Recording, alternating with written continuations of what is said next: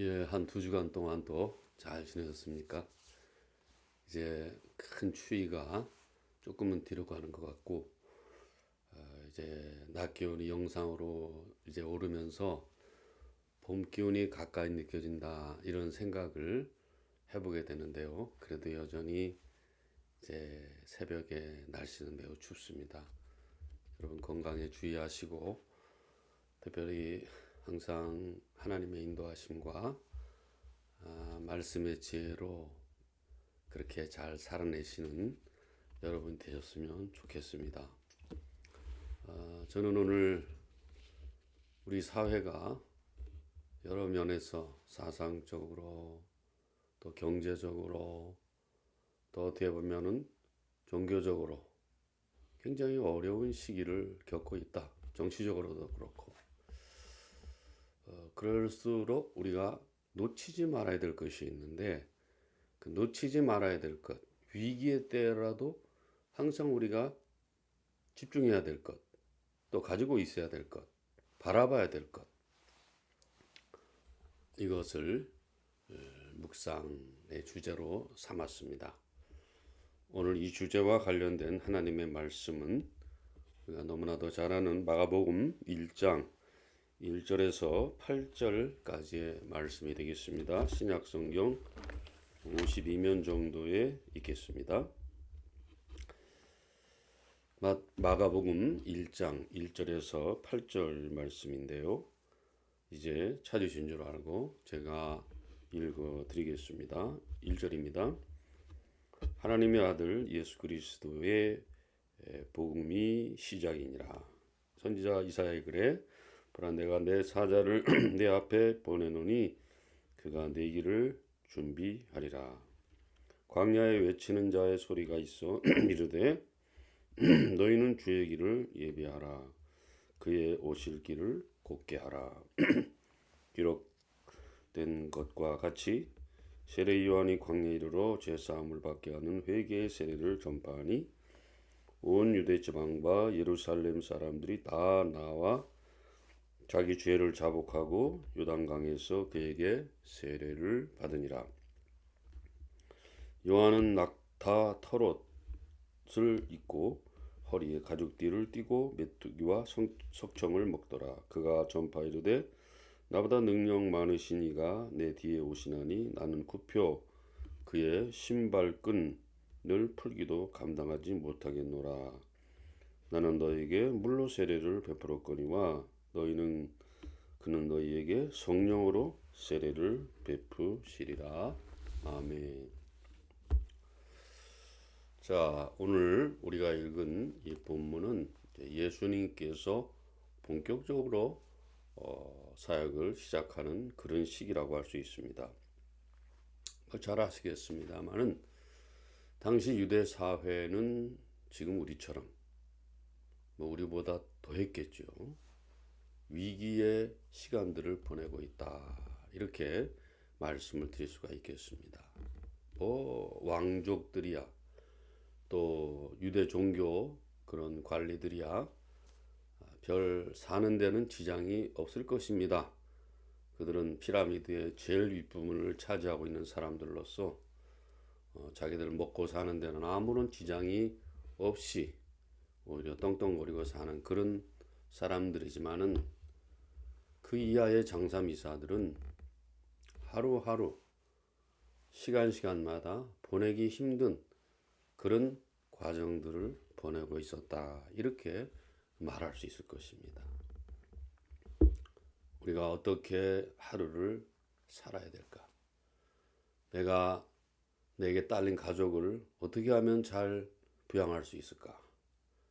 이것이 그들 최고의 참 그런 삶에 관심사일 수밖에 없었습니다. 사실 뭘 하느냐, 뭘 먹고 사느냐, 이게 가장 기본적인 거거든요. 근데 이 기본적인 것도 되지 않는 이런 사회 속에서 이스라엘 백성들은 하루하루 힘든 나날을 보낼 수밖에 없었다는 것이죠. 요즘 우리도 그 이해 잘 안 되는 일들, 그런 속에서 우리가 시간들을 보내기도 합니다. 많은 젊은이들이 이제 그 압사 사고를 당해서 죽었는데도 정부라는 곳에서는 아무런 발표도 없고 대책도 없습니다. 이것이 바로 오늘 우리가 직면한 현실인데, 이것을 보면서 우리가 어떻게 살아야 될지, 또 우리가 이런 문제들을 어떻게 해결해야 될지 굉장히 중요한 문제라고 생각합니다. 제가 말씀드리고자 하는 것은 인간의 기본입니다. 인간의 기본, 먹고 사는 문제. 뭐 잘 먹고 잘 사는 게 아니잖아요. 기본으로 우리가 먹고 살아야 되는 그런 문제를 걱정할 수밖에 없는 그런 상황이다. 또 우리가 기본적으로 생명에 대한 존중, 생명에 대한 소중함, 이거 우리가 남의 문제로만 치부할 수 없는 기본적인 인간의 그런 생존권 아니겠습니까? 이런 문제에 대해서 아무 대답이 없고 대책이 없다. 이거 심각한 사회라고 할 수밖에 없을 것 같아요. 그래서 그 당시에 우리가 성경 말씀을 읽어보면은 지금과 똑같지는 않지만은요, 그 당시에 폭동이 많이 일어났습니다. 여러분, 폭동이 왜 일어납니까? 먹고 살기 힘드니까 일어나는 거예요.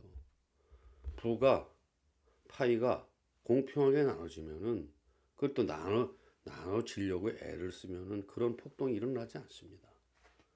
그러나 여러분 아다시피 그런 먹고 살기가 힘든 상황 속에서는 이제는 뭐 이래 주거나 저래 주거나 마찬가지니까 사람들은 폭동을 일으킬 수밖에 없는 거죠. 그래서 우리가 또 복음서에 나오는 그 사건 중에서 보면은 예수님께서 비유를 했습니다만은 제3시에 일하러 간 사람, 제6시에 일하러 간 사람, 제9시에 일하러 간 사람.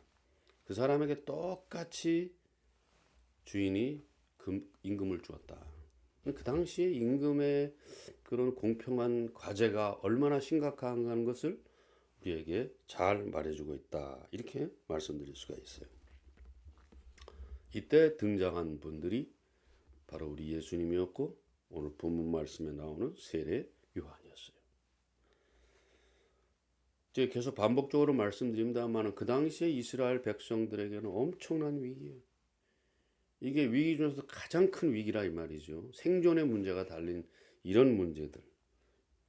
그런데 오늘 본 말씀 전체적으로 읽다 보면은 이스라엘 백성들이 비록 생존의 위기와 절체절명의 위기 속에 빠져 있지만은 우리 하나님께서는 그 위기를 위기로만 방치하시는 것이 아니고 위기에 어떻게 해야 되느냐, 위기에 어떤 행동을 취해야 되느냐, 무엇을 바라봐야 되느냐, 이 부분에 대해서 우리 예수님께서 이 성경 말씀을 통해서 혹은 복음서의 내용들을 통해서 오늘 우리에게 던져주는 그런 메시지가 있다는 것이죠. 자, 오늘 본문 2절 3절에 읽었습니다만은 이런 말을 반복했습니다. 자, 그가 내 길을 예비하리라. 너희는 주의 길을 준비하라. 이렇게 말합니다. 예비하라, 준비하라 계속해서 강조하고 있습니다. 우리가 이 부분을 놓쳐서는 안 되는 것이죠. 사람들은 다 죽겠다, 못 살겠다, 힘들다, 절망이다 말하지만은 주님께서는 또 우리 하나님께서는 뭐라고 말하느냐? 준비하라, 예비하라 라고 말하고 있습니다. 예비하라. 아무리 극한 상황, 절망 속에서라도 하나님은 당신의 백성에게 절망과 고통을 극복할 수 있도록 인도해 주시겠다는 의도가 깔려 있습니다. 우리가 이 점을 놓쳐서는 절대 안 된다는 것이죠. 우리 옛말에도 그런 말 있지 않습니까? 호랑이에게 물려가도 정신만 차리면 된다 그랬어요. 여러분, 우리가 아무리 힘든 상황, 절망적인 상황, 극한의 상황 속에 우리가 있다 하더라도 우리는 하나님 믿는 사람 아닙니까? 하나님 믿는 사람들은 하나님을 더 힘들 때마다 집중해서 바라보는 그런 모습이 중요해요. 소망의 끈을 놓지 않는 것입니다. 그렇죠? 희망의 어떤 그런 끈을 부여 삼는 것입니다. 그것이 굉장히 중요해요. 왜? 여러분과 저는 죽은 하나님을 섬기는 자들이 아니고 믿는 자들이 아니고 살아계셔서 지금도 우리 가까이 역사하시는 그런 하나님을 우리는 믿는 사람들이기 때문에 위기의 때에 빠지면 빠질수록 우리는 더욱더 하나님 앞에 더 가까이 나가려고 몸부림치는 그런 모습들이 여러분과 저에게 필요하다는 것입니다. 그래서 우리가 하나님께 집중하다 보고 그 하나님께 집중하고 한다는 건 다른 거 아닌 것 같아요. 우리가 더 하나님 이 위기 상황 속에서 위기의 절망의 시대 속에서 하나님께 집중하는 삶을 살아가는 것이죠. 집중하는 삶을 살아가는 것이. 그러니까 하나님 예배하라 그러잖아요. 그러면 하나님 준비하라 그러지 않습니까? 우리가 이 점을 놓치지 않았으면 좋겠습니다. 우리가 그렇게 하나님을 집중하고 하나님을 붙잡는 그런 삶을 살아갈 때 하나님께서는 위기에서 그것이 기회의 그런 터닝 포인트를 마련할 수 있도록 하나님께서 내가 알지 못했던 놀랍고 신비로운 방법으로 우리를 인도해 주시는 것이. 저는 거기에 삶이 필요하다고 생각해요. 아무것도 안 하고 그저 기도만 하고 있으면 다 되겠지. 저는 그런 말씀 드린 게 아닙니다. 현실의 상황은 그대로예요. 현실의 아픔과 절망과 고통 그대로 있습니다. 그러냐 뭐냐? 우리가 마음을 바꾸어서 하나님께 집중하는 삶을 살아가는 것입니다. 나는 하나님의 자녀고 나는 하나님의 백성이고 그분은 나의 하나님 되시고 나의 영적 아버지가 되신다는 이 관계 설정을 분명히 하고 그러한 삶을 여러분과 제가 살아갈 때 우리는 그 위기에서 하나하나 벗어나서 이제는 좀 더 하나님께 더 가까이 나갈 수 있는 좋은 그런 시간들을 우리 하나님께서 예비해 주시는 줄로 믿습니다. 제가 이렇게 말하니까 무슨 일확천금이 떨어진다든가, 그렇죠? 어떻게 복권이 당첨된다든가 이런 거 말하는 게 아니에요.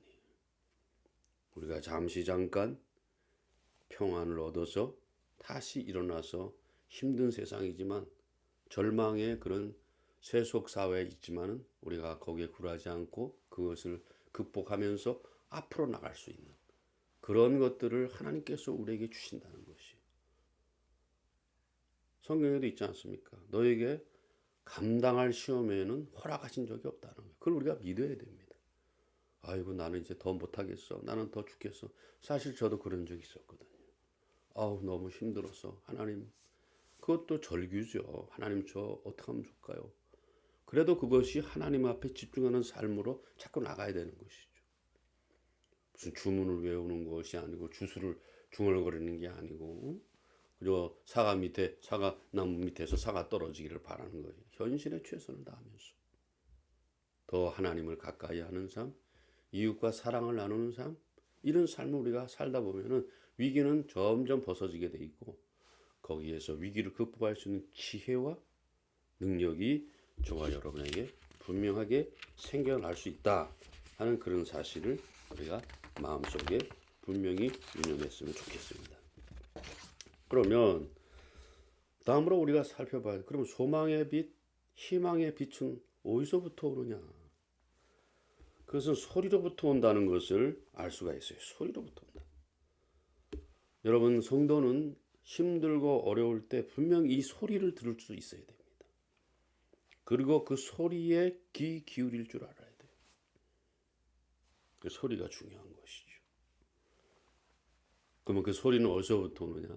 자, 오늘 본문 말씀 1절에 보면은 하나님의 아들 예수 그리스도의 복음의 시작이라. 복음이라는 게 뭐예요? 복된 소리 아닙니까? 이 소리에 우리가 집중해. 여기에 시사점이 크다는 것이. 우리가 위기의 때일수록 절망의 때일수록 더욱더 말씀으로 집중해서 들어가야 된다는 것이. 들어가야 된다는 것이.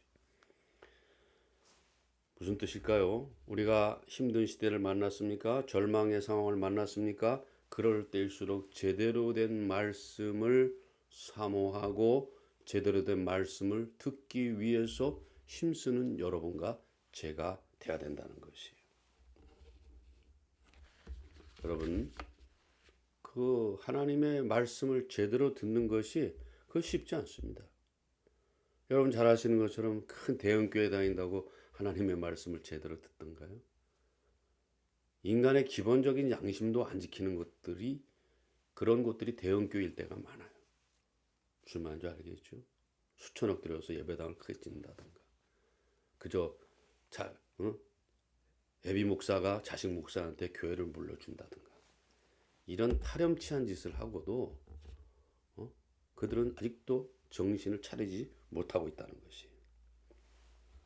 그러니까 그런 상황 속에서 들려오는 그들이 해석하는 하나님의 말씀, 아무 의미가 없어요. 아무 의미 없습니다. 또 여러분이 교회 오래 다녔다고 해서 또 여러분의 직분이 중직자라고 해서 그 하나님의 제대로 된 음성을 들을 수 있을까요? 그렇지 않습니다. 여러분과 제가 하나님의 말씀을 제대로 들으려면 하나님의 말씀에 깊은 관심을 가져야 됩니다. 그리고 하나님의 말씀에 여러분과 제가 집중해야 되는 것이에요. 그 말씀을 사모해야 된다는 것입니다. 저도 한때 대형교회 있었습니다만 그리고 뭐 제자훈련하고 사역훈련 했습니다만 여러분 알다시피 여러분들은 다 고학력자들 아닙니까? 저는 늘 책을 많이 읽으라고 강조했어요. 좋은 책을 추천받아서 읽게 되면은 여러분 성경만 가지고서는 아무것도 몰라요. 그 옛날 방식이에요. 성경에 대한 보다 다양한 해석, 좋은 해석들을 이제 우리가 조금만 시간만 내서 얼마든지 그 진리를 파악할 수가 있거든요. 이제 여러분과 제가 뭐 이런 말하면 어떨까 모르겠습니다만 돈 버는 일에 너무 집중하면 안 돼요. 제 나이처럼 이제 나이가 60대 이상 되면은 그때부터는 돈 버는 일 좀 내려놓으세요. 그리고 어떻게든지 내가 제대로 된 말씀을 듣고 제대로 된 말씀을 이해하고 제대로 된 말씀을 내가 실천할 수 있는 일에 집중해야 되는 것입니다. 그렇지 않으면 여러분의 인생이 니힐리즘에 빠질 수밖에 없어요. 몸은 늙어가죠. 병은 들죠. 자기 새끼들은 말을 안 듣죠. 뭐 어떡하겠다는 거예요. 그렇기 때문에 우리는 하나님의 말씀에 집중하고 제대로 된 말씀을 듣기 위해서 여러분과 제가 몸부림쳐야 되는 것이에요.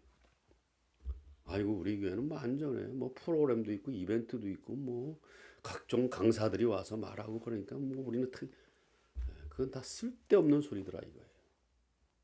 여러분 우리는 하나님의 말씀에 내가 관심을 가져야 됩니다. 내가 관심을 가져야 돼요. 그리고 여러분 자신 제가 지난 시간에도 말씀드렸습니다만 제대로 된 목회자를 찾아 나서야 되는 거예요, 여러분. 그래서 내가 있는 환경이 편안하다고. 많은 사람들이 모여서 내가 몸담고 있는 교회는 다른 밖의 사회에 내가 자랑할 만하다고. 그것으로 위안 삼아서는 절대로 안 된다는 거예요. 하나님의 말씀을 제대로 된 하나님의 말씀을 들을 수 있는 곳을 찾아야 돼요. 그래서 교회 옮긴다고 해서 큰 문제가 되지 않습니다. 이 교회 아무리 크면 뭐해? 내 영혼을 맡길 수 없는 것이 수두룩한데 어떡할 거예요, 여러분? 요즘 여러분들에게 한 가지 추천드리는 것은요. 교회가 큰 교회도 아닌 그 교회 목사님인데 인터넷 조회수가 수천을 넘어가는 그런 데가 있어요. 여러분 그런 거 잘 살펴보시기 바랍니다. 대형 교회 목사가 아니라도 말씀을 제대로 푸는 사람들에게는 사람들이 몰리기 시작하는 것이에요. 저는 뭐 비록 100명도 안 되는 그런 조회수를 가지고 이런 사역을 하고 있습니다. 저는 이제 저의 남은 사역을 채우기 위해서 그래도 나이가 한 70까지는 제가 이렇게 말씀을 전할 수 있지 않을까. 물론 그 이상도 할 수 있겠지만은 계속해서 이제 말씀 묵상하면서 말씀대로 살아나면서 더 깊은 말씀을 연구하면서 여러분과 함께 나누고 싶기 때문에 뭐 100도 안 되는 그런 조회수를 가지고 지금 이 말씀을 나누고 있습니다만은 저는 사실은 사명감 가지고 하고 있어요. 저 같은 설교 들으면 또 뭐 도움 될 수 있는 건 있겠죠. 그러나 이 시대에도 하나님께서는 큰 대형교회 담임 목사들 정신 나간 소리 하는 그런 사람들 설교를 들으라는 게 아니고 정신 바로 베낀 사람들 진짜 삶으로 들어가서 예수를 만난 사람들 자기를 희생해서 정말 주님이 무엇이며 말씀이 무엇인지를 알고 있는 그런 진실된 목회자들 많지 않아요? 손으로 꼽아봐도 별로 없고 찾아봐도 찾기 어려워요. 그저 아름아름 여러분이 알아봐야 되는 것이죠. 그래서 여러분 제대로 된 말씀을 포기하는 성도는 모든 것을 포기한 성도와 같아요. 말씀을 포기한 성도는 그냥 nothing이에요. nothing. 아무것도 없어요. 여러분. 말씀이 없으면 다른 종교가 다른 게 뭐가 있어요. 똑같이 복 달라고 그러고 똑같이 빌고 똑같이 아각거리고 복 달라고 난리 부르스를 치는데 뭐 다른 게 뭐 있어요. 하나님의 말씀에 깊은 것을 보다 보면은 여러분과 저는 뭔가 다른 것을 발견할 수가 있어요. 왜? 여러분, 우리는 하나님 앞에 겸손하게 나가는 자세가 중요하죠. 자, 또 하나 우리가 이 본문에서 봐야 될 것은요. 말씀을 전하는 자의 모습입니다. 세례 요한 보세요. 메뚜기와 석청을 먹고 가죽띠를 띠고 광야에서 지냈다 그랬어요. 이게 말씀 전하는 자의 모습이었어요. 뭐예요? 최소한의 것만 있고 나머지는 말씀 전하는 데 집중하기 위해서 광야에 있잖아요. 광야에 있으면 자기 자신을 돌아보게 되고 광야에 있으면 세상을 알게 되고 광야에 있으면 준비를 하게 되는 거죠. 이게 바로 진짜 목회자의 모습이에요. 청빈한 모습은 청빈한 모습. 여러분 이 시대에 가장 중요한 목회자들의 그 시금석이 뭐냐? 청빈이에요. 청빈. 요즘 저 같은 목회자들은 돈부터 밝힙니다. 저도 돈 좋아하거든요. 싹군입니다. 여러분. 싹군이에요. 요즘 대형교회 담임 목사들 연봉이 1억에서 3억 뭐 이렇게 한다죠. 더 많이 받는 사람도 많이 있겠죠. 그분들은 이미 목사가 아닙니다. 예. 그분들이 아쉬울 게 뭐가 있어요? 예? 1년에 연봉을 몇 억씩 받는데 그들이 아쉬울 게 뭐가 있습니까? 그들에게 하나님이 더 이상 필요하겠습니까? 그들은 하나님 없어도 잘 살아갑니다, 여러분. 예. 그들에게는 성도가 관심이 없습니다. 하나님도 믿지 않아요. 그걸 여러분 잊지 말아야 됩니다. 그럼 그들의 관심이 뭐냐? 그들은 하나님을 팔아서 누리고 쌓고 남들보다 잘났다는 걸 자랑하는 거 외에는 아무 관심이 없어요. 그렇게 평생 그 짓 하다가 사는 거예요. 가다 살다 죽는 거예요. 어디로 갑니까? 그냥 수월로 내려가는 거지 뭐. 그러면 그 사람 좋다고 따라서 사람 다 어떻게 할까? 다 수월로 가야지 뭐. 그거 좋다고 했으니까. 다 자기만을 위해 살았으니까. 저도 참 이 목사로서 이제 차를 가지고 있습니다만 여러분 요즘에 기회만 나면 목사라는 사람들이 좋은 차 타려고 애를 써요. 수천 cc 차, 몇천 cc 차를 타려고 애를 쓰죠. 이런 사람도 역시 싹군의 하나에 지나지 않습니다. 근데 요즘 제가 인터넷으로 혹은 또 몇 번 본 그런 목사님 중에 늘 대중교통 이용하는 목사님들이 있어요. 지하철 타고 버스 타고 어디로 옮기든지 간에. 저는 이분들 진짜 목사일 가능성이 90% 이상이라고 봐요. 어디 가면 자가용 타고 와서 거들은 피우지. 어떤 모자란 또 담임 목사는 교회 당에다가 외제차 사달라고 또 아까거린다죠. 그런 인간도 있어요. 예. 그런 아주 그런 사람들 목사로 그렇게 따를까? 나는 그런 생각이 들어요.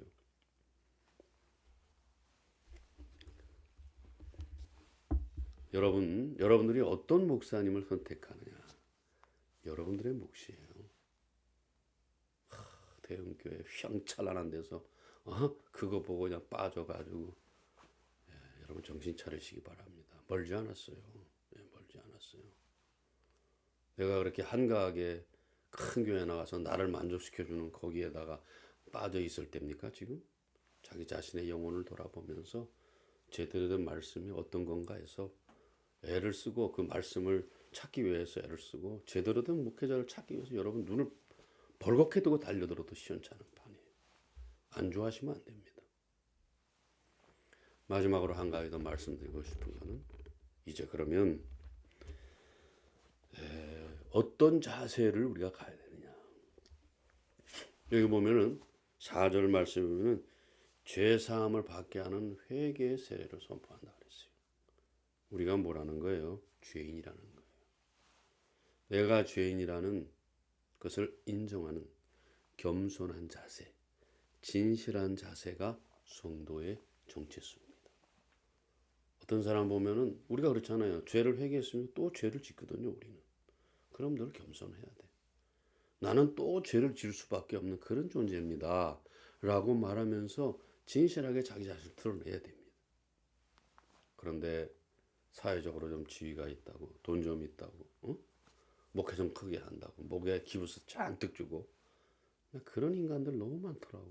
왜 그런지 모르겠어요. 죄사함의 회개의 세례를 선포했다는 말은 우리의 정체성에 대해서 복음서가 잘 말해주고 있는 거예요. 너희가 뭐냐 이거예요. 죄인이라는 거예요. 죄인은 항상 겸손함이 있어야 돼요. 왜? 죄 사함을 받아야 내 영혼이 구원받을 수 있으니까. 그걸 알고 하나님 앞에 자기를 겸손하게 내리고 진실한 모습으로 나가는 것이죠. 이것이 굉장히 중요하다는 것이.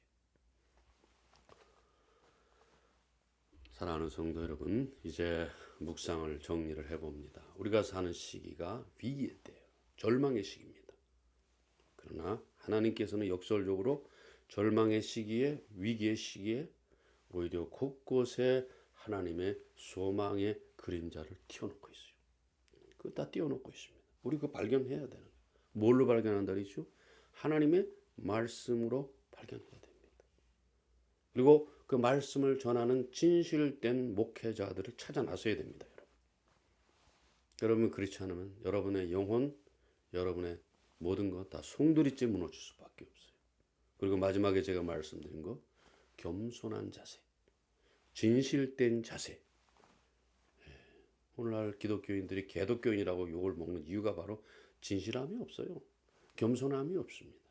세상과 함께 묻어가지고 세상의 어떤 그런 약육강식, 적자 생존, 이 말도 안 되는 소리를 짓거리고 돌아다니니까 이게 문제가 되는 거예요. 우리는 하나님 앞에서 겸손한 자세, 진실한 자세로 나가는 성도가 되어야 되겠습니다. 그때에 우리의 시대가 아무리 절망의 시대고 고난의 시대고 역경의 시대라도 그런 모든 것들을 능히 극복할 수 있는 힘을 우리는 하나님으로부터 받게 되고 말씀으로 받게 되고 내 삶으로부터 받게 되고 겸손한 모습으로 나갈 때, 진실한 모습으로 나갈 때 그것이 우리에게 능력이 될 줄로 믿습니다. 이번 한 주간도 여러분들께서 힘든 이제 또 시간들을 보내야 될 텐데 제가 오늘 함께 말씀 나눈 그 내용처럼 여러분들 위기가 오히려 기회다. 왜? 하나님께서 곳곳에 기회와 소망과 또 그런 희망의 끈들을 다 걸려놓고 있어요. 걸어놓고 있습니다. 잡기만 하면 되는 거예요. 그리고 그 소리를 들어야 된다 그랬죠. 소리는 말씀의 소리. 그 말씀을 담당하는 그 신실한 목회자를 여러분의 찾는 게 여러분의 몫이에요. 그리고 여러분들 스스로가 진실함의 허리띠로 겸손함의 허리띠로 동여매고 나갔을 때 여러분들이 이 어려운 시기, 힘든 시기 넉넉히 극복하며 나가게 될 줄로 믿습니다. 여러분들의 삶이 이번 한 주간도 또 두 주간도 그런 삶이 될 수 있기를 주님의 이름으로 부탁드립니다. 감사합니다. 평안하십시오.